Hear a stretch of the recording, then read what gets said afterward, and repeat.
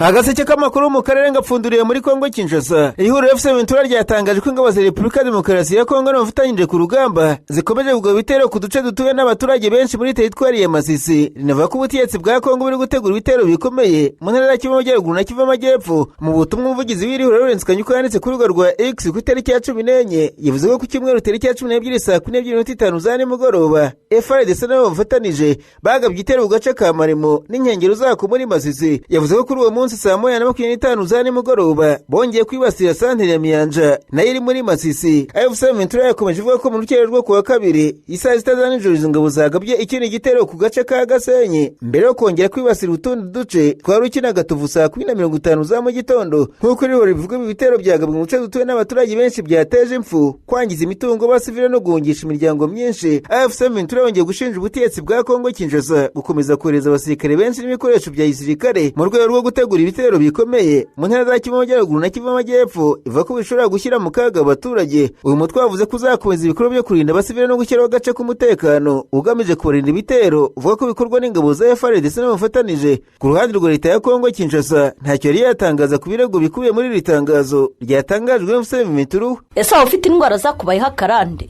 reka nkurangire muganga Ruhumuza ukorera Kibabi muri Kongo Kinshasa. Ni umuhanga akuvura akoresheje ibimera. Muganga Ruhumuza akuvura amarozi yaba ibitegano cyangwa se ibihuherano, akuvura karande, igicuri, igifu kidakira n'umutwe udakira, imidido ndetse n'ibindi. Umwihariko wa muganga Ruhumuza arakuvura ugakira neza kandi avura akoresheje ibimera. Mwamusanga mu mujyi wa Kibabi hirya hangaha i Masisi cyangwa se mu mujyi wa Rubaya. Waba unamukeneye ukamwandikira cyangwa ukamuhamagara ukoresheje WhatsApp, urandika akamenyetso ko guteranya 24 38 46 58 18 arakubwira uko wamugeraho, kuko bamugezeho bose bamutangira ubuhamya.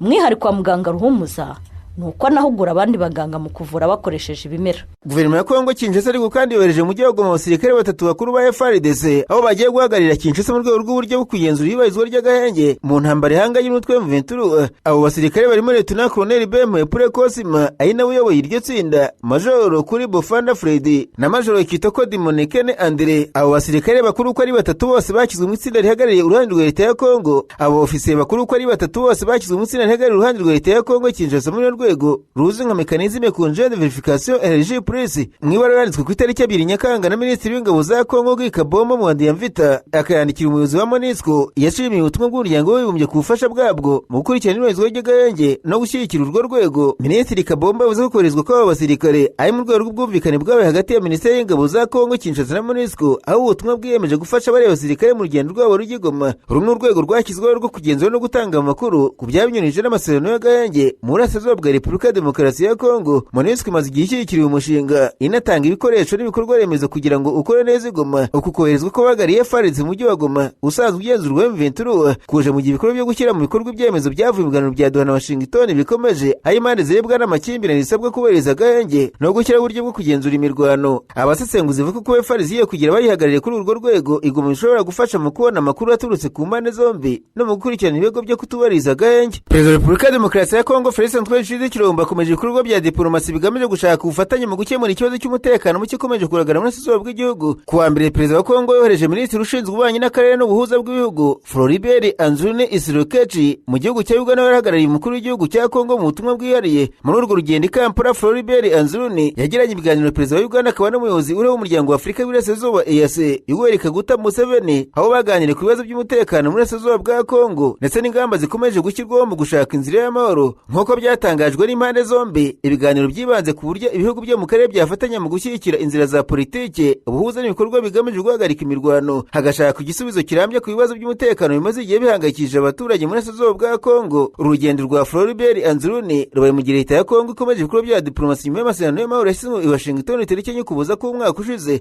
hagati y'aba Perezida Paul Kagame na Tshisekedi ayobowe n'ubuhuza bw'umukuru w'igihugu cya Leta Zunze Ubumwe za Amerika. Kongo Kinshasa ikomeje gushaka inkunga n'ubufatanye bw'ibihugu byo mu karere n'abafite ibikorwa mpuzamahanga mpuzamahanga mu rwego rwo gushyira mu bikorwa byemejwe mu nzira z'amahoro no gushaka umuti urambye ku bibazo by'umutekano bikomeje kugaragara mu ntara z'uburasirazuba bw'iki gihugu. nyuma y'ibiganiro perezida w'Afurika Kaguta Museveni yemeje ko yakira intumwa ya perezida Tshisekedi mu rugo rwe Kisozi muri Uganda. mu butumwa yashyize ku rubuga rwa X, perezida Museveni ati mu gitondo cyo kuwa mbere nakiriye bwana Floribert Anzuruni Isirokechi, intumwa idasanzwe ya Repubulika ya Demokarasi ya Kongo. twaganiriye ku bibazo bihuriyeho cyane cyane ku kibazo cy'umutekano muri burasirazuba bwa Kongo. ibiganiro bibaye mu gihe umwuka wa politiki n'umutekano hagati ya Kongo n'u Rwanda gikomeje kuba mubi, mu gihe imirwano y'ibibazo by'umutekano bikomeje kugira ingaruka ku baturage mu burasirazuba bw'icyo gihugu. abasesenguzi mu bya politiki bavuga ko urugendo rwa Minisitiri Floribert Anzuruni rugaragaza ko Kinshasa ikomeje gukoresha inzira ya diplomasi mu gushaka kongera ubufatanye n'ibihugu byo mu karere, cyane cyane bifite uruhare mu bikorwa by'ubuhuza n'umutekano mu burasirazuba bwa Kongo. Uganda ifite umwanya wihereye muri ibi biganiro kubera uruhare rwayo muri Afurika y'Uburasirazuba ndetse n'ubufatanye n'ifitanye na Kongo bikorwa byo kurwanya imitwe yitwaje intwaro mu ntara za Ituri na Kivu y'Amajyaruguru. mu gihe intambara mu burasirazuba bwa Kongo ikomeje kuba ikibazo gikomeye mu karere k'ibiyaga bigari, leta ya Kongo ikomeje gushaka ubufatanye bw'ibihugu by'abaturanyi n'imiryango mpuzamahanga mu gushyigikira inzira y'amahoro. abaturage bo mu karere bakomeje gutegereza igisubizo kirambye cyazana ituze, umutekano n'amahoro arambye. leta zunze ubumwe za Amerika zafashe icyemezo gikumira abanyamerika bava muri Kongo Kinshasa mu rwego rwo kurwanya icyorezo cya Ebola kiri guca ibintu muri iki gihugu cyo ku mugabane wa Afurika. ibiro bya perezida wa Amerika byavuze ko abanyamerika bava muri Kongo bazajya babanza gushyirwa mu kato k'iminsi 21 mu bindi bihugu mbere yo gukomereza urugendo i Washington.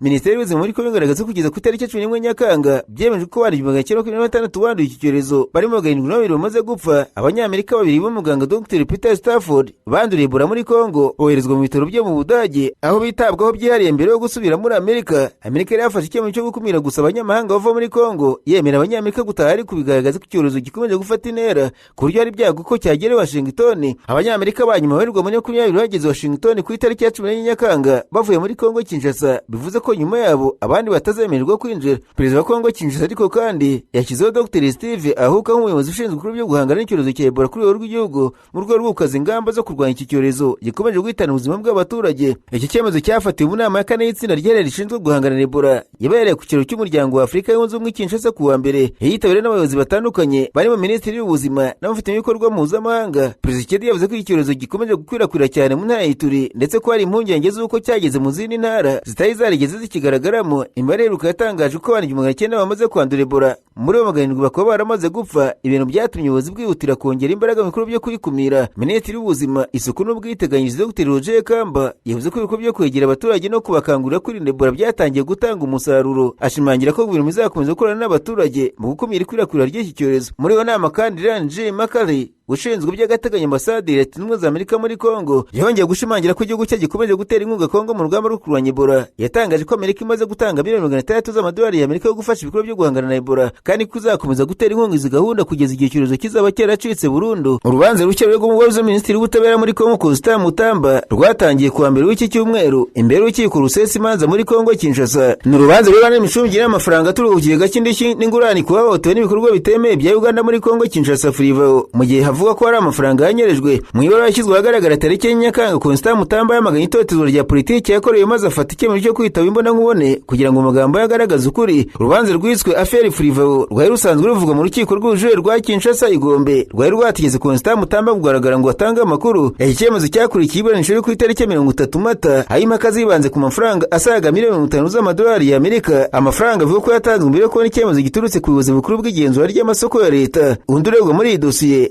Chansari Borukora wari umuyobozi mukuru w'agateganyo wa Freeveo ubafungiye muri gereza nkuru y'Amakara, yavuze ko kenshi yasohoye amafaranga ashingiye ku mabwiriza yatanzwe mu magambo na Constant Mutamba wari umuyobozi w'ubutabera bwa Kongo icyo gihe. nasimbukiye mu Burundi, abanyamakuru bicaye imbere ya mudasobwa barandika banditse ko mu gihe Minisitiri w'Abanyamahanga w'u Burundi Edouard Bizimana yaganiraga na mugenzi we w'Uburusiya Sergei Lavrov yashimangiye ko igihugu cye gishyigikiye ibiganiro n'ibisubizo biyobowe na Afurika mu gukemura ikibazo cy'umutekano muke mu burasirazuba bwa Kongo Kinshasa. icyakora amagambo Bizimana yaje mu gihe Burundi buri kugira uruhare mu ntambara yo mu burasirazuba bwa Kongo, aho ingabo zabwo zifatanye n'ingabo za leta ya Kongo Kinshasa n'indi mitwe irwanya FCM23 na MLDP twirwaneho, ibyo bigafatwa nko kwenyegeza umutekano muke mu karere k'ibiyaga bigari. mu ruzinduko Lavrov yagiriye i Bujumbura tariki 10 Nyakanga, Bizimana yavuze ko ikibazo cy'umutekano mu burasirazuba bwa Kongo cyaganiriweho ndetse ko impande zombi zemereje ko hakwiye gushaka umuti w'amahoro binyuze mu biganiro. Bizimana yavuze ko akarere gakeneye ubufatanye kugira ngo umutekano uboneke, ashimangira ko Afurika ikwiye kugira uruhare runini mu gukemura ibibazo byayo aho gushakira ibisubizo ku yindi migabane. ati twaganiriye ku kibazo cy'umutekano mu karere ndetse no gukomeza gushyigikira ibikorwa bigamije kongera umutekano cyane cyane muri Burasirazuba bwa Kongo. Twemereje gukomeza ibiganiro no kongera imikoranire hagati y'ibihugu byacu kugira ngo amakimbirane akemuke mu mahoro kuko agira ingaruka ku mugabane wose. Ku ruhande rwe Lavrov yavuze ko Uburusiya bushyigikiye uwo murongo, avuga ko mu gushaka ibisubizo by'ibibazo byugarije Afurika ibihugu byo kuri uyu mugabane bikwiye kubigiramo uruhare runini. Ati Uburusiya bushyigikiye ihame ry'uko ibibazo bya Afurika bigomba gukemurwa n'Abanyafurika, kugerageza ko abandi bashyiraho ibisubizo byabo bishobora kurushaho gukomeza ibibazo aho kubikemura. Nubwo Uburundi bwagaragaje ko bushaka amahoro n'ibiganiro, ibikorwa by'ingabo zabwo muri Kongo bituma hari abibaza niba iyo myitwarire ihuye n'amagambo yavugiwe imbere ya Lavrov. Uburundi bumaze igihe bwohereza abasirikare muri Kivu y'Amajyepfo gufatanya na leta ya Kongo mu mirwano ihanganye muri M23. Ibi byatumye Gitega iba umwe mu bafite uruhare mu ntambara iri mu Burasirazuba bwa Kongo. Ingabo z'Uburundi zikorana na FARDC, imitwe y'abazalendo n'abarwanyi ba FDLR mu rugamba rwo kurwanya M23 n'MRDP turwaneho. FDLR ni umutwe w'iterabwoba umaze imyaka myinshi ukorera muri Kongo Kinshasa, washinzwe n'abagize uruhare muri jenoside yakorewe Abatutsi mu Rwanda muri 1994. Uruhare rw'Uburundi muri Kongo ni rwo rutuma bamwe bavuga ko hari ikitandukaniro riri hagati y'ubutumwa bwa politiki Gitega itanga n'uruhare igira mu ntambara ibera mu gihugu gituranye. Ikibazo cy'umutekano muri Burasirazuba bwa Kongo kimaze imyaka myinshi gishakirwa ibisubizo binyuze mu biganiro bitandukanye. Ari ibiganiro bya Nairobi byabereye muri Kenya, ibiganiro bya Rwanda byayobowe na Angola ndetse n'ibya Washington bigamije amahoro hagati ya Kongo n'u Rwanda. Nubwo izi nzira zose zashyizweho, imirwano yakomeje kuba mu bice bitandukanye byo mu Burasirazuba bwa Kongo. Raporo n'isesengura ku mikorere y'izi gahunda z'amahoro igaragaje ko ikibazo gikomeye kitari ukutajya mu biganiro, ahubwo ari ugushyira mu bikorwa by'impande zemeye. Ku bijyanye n'amasezerano ya Washington, impande zirebwa n'ikibazo zakomeje kutumvikana ku buryo imyanzuro yayo igomba gushyirwa mu bikorwa. Naho mu biganiro bya Doha biyobowe na Qatar nabwo hakomeje kuba ibibazo mu kugera ku masezerano arambye. Mu gihe Burundi buvuga ko bushyigikira amahoro mu karere umubano wabwo n'u Rwanda umaze imyaka myinshi warazambye,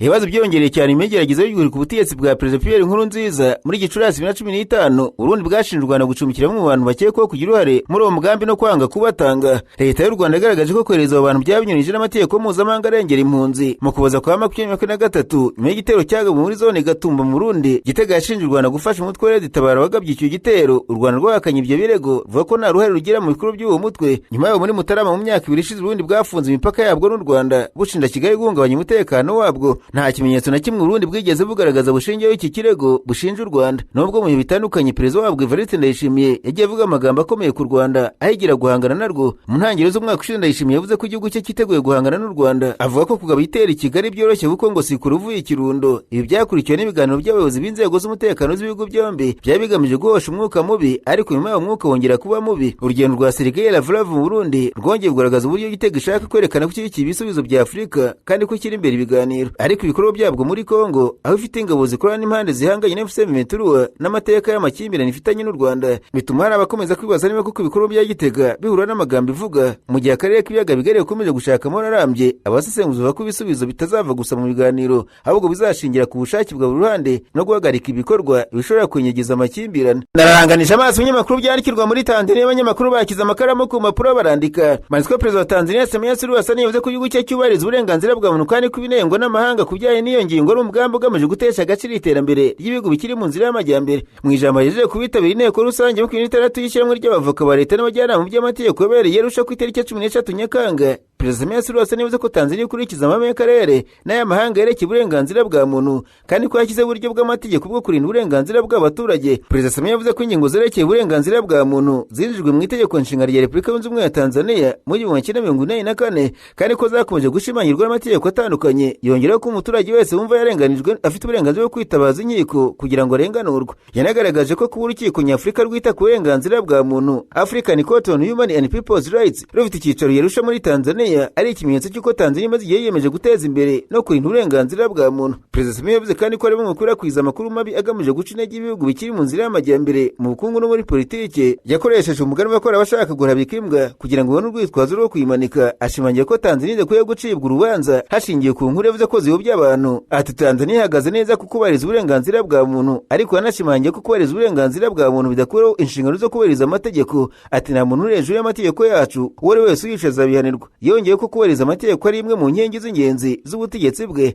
Perezida Samia yasabye kandi abavoka ba leta abo yise abasirikare b'ikaramu gukomeza kurinda ubusugire bw'igihugu, batanga inama zinoze mu by'amategeko, bakirinda amakimbirane no kurengera inyungu za Tanzania mu masezerano mpuzamahanga. Agaseke k'amakuru mu karere ngapfunikira muri Uganda. Abanyamakuru bakoze ba muri no barandika. Banditswe urukiko rukuru rwa Uganda rwafashe icyemezo ku rubanza rw'ubugambanyi rw'umunyapolitiki Dr Kizza Besigye utavuga n'ubutegetsi bwa Kampala na bagenzi be ruzakomeza kuburanishwa kabone niba badafite abanyamategeko bahisemo bwabo. Urukiko rwategetse ko niba ngombwa leta ibashakira abunganizi mu mategeko binyuze muri gahunda state brief itanga abanyamategeko ku baregwa badafite ababunganira. Umucamanza Emmanuel Baguma yafashe icyemezo nyuma y'uko Besigye wari mu rukiko ari kumwe na Haji Obeid Rutare na kapiteni Denis Ora yanze kuburanisha rikomeza mu gihe abanyamategeko bahisemo batari bahari. Besigye yabwiye urukiko ko yazanywe avanywe muri gereza ya Ruzira atabyemeye kandi ko yanze kwitaba iburanisha kuko yimwe uburenganzira bwo kubonana n'abanyamategeko yihitiyemo. Abo bagabo batatu bari gubugambanyi bashinjwa ko barateguye umugambi wo ku butegetsi bwa Uganda bashaka inkunga y'amafaranga, kugura intwaro no gutegura ibikorwa bya gisirikare binyuze mu nama bivuga ko zabereye i Kampala, i Nairobi, i Geneve na Athene. Bose bakana ibyo birego.